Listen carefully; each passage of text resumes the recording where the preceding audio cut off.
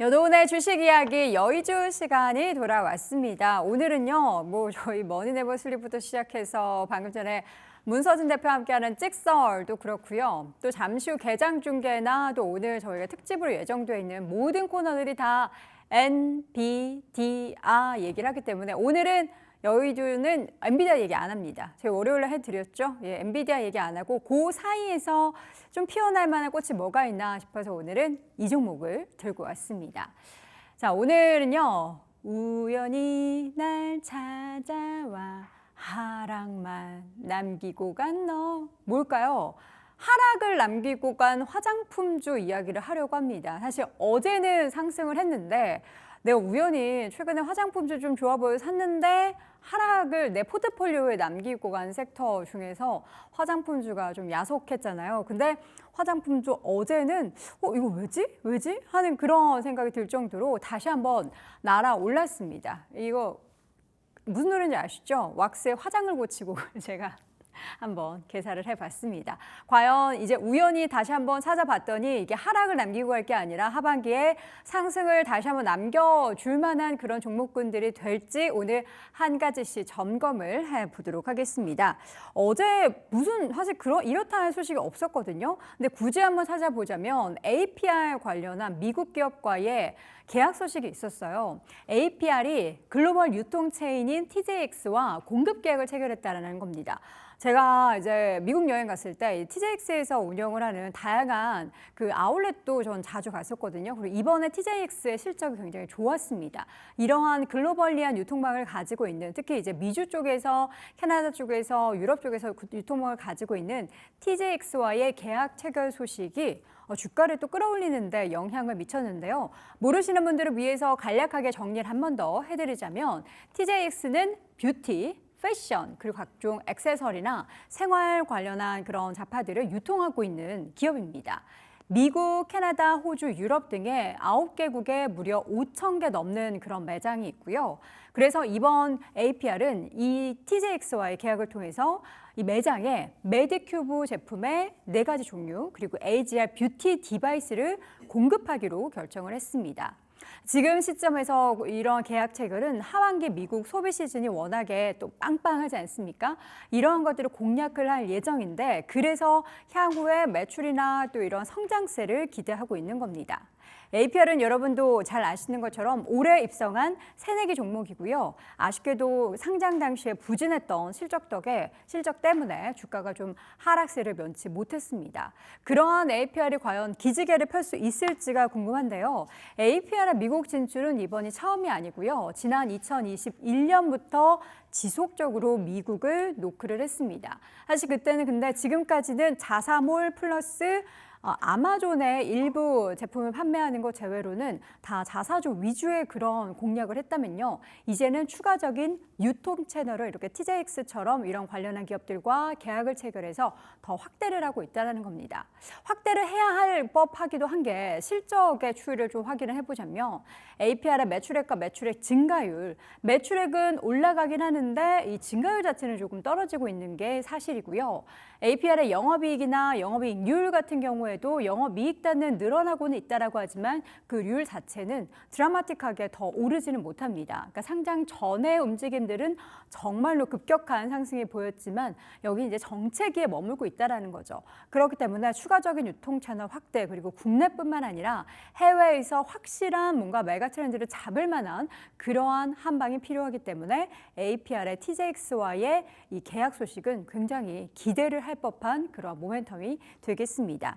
사실 화장품 얘기는 어제 뚜렷하게 나온 거는 이 정도밖에 없었어요. APR 소식인데 그래서 다들 다시 한번 하반기에 미국에 대한 시장에 관심을 기울이면서 모멘텀을 기대하는 걸까 하는 생각이 좀 들었습니다. 다음 장 볼까요? 현재 화장품주에 대한 뷰를 보면요. 대형 화장품 기업에 대해서는 좀 약간 실망하면서 이번에 2분기 실적 발표하고 나서 실망하면서 어떻게 보면 좀 낮아졌습니다. 눈높이가. 그런데 화장품 내에서도 OEM, ODM 특히 이런 기업들에 대한 눈높이는 계속 올라가고 있어요. 과연 이 높아진 눈높이에 맞출 수 있을지가 관건인데 일단은 대형 화장품 기업 가운데 아모레퍼시픽은 이번 2분기 어닝 쇼크 그리고 실적에 대해서 가장 실망스러웠던 부분은 여러분들 기억하시죠? 중국 법인 비용에 관련한 리스크가 굉장히 암울했고 그리고 더 중요한 건 중국을 금방 그리고 아예 떨쳐낼 수 없다는 게 더 심각합니다. 비중을 줄이고는 있지만 완전히 중국 시장을 포기할 수가 없다라는 거죠. 거기에 돈도 많이 쓰였고 그렇다고 완전 접을 수도 없는 게 현실이라고 합니다. 지금 화장품 쪽에 있어서의 수출 트렌드를 보면요. 우리가 이제 미국 쪽에 집중을 하잖아요. 근데 그동안에는 어제도 말씀드렸지만 기초에 집중됐었던 그러한 시장이 이제 색조 쪽으로 소비 트렌드가 아예 옮겨지고 있다고 합니다. 얼마 전 버크셔 해서웨이에서 투자를 했다던 울타뷰티 같은 경우에도 색조 관련한 제품군의 판매가 더 늘어나고 있다고 하죠. 옆에 차트를 한번 볼까요?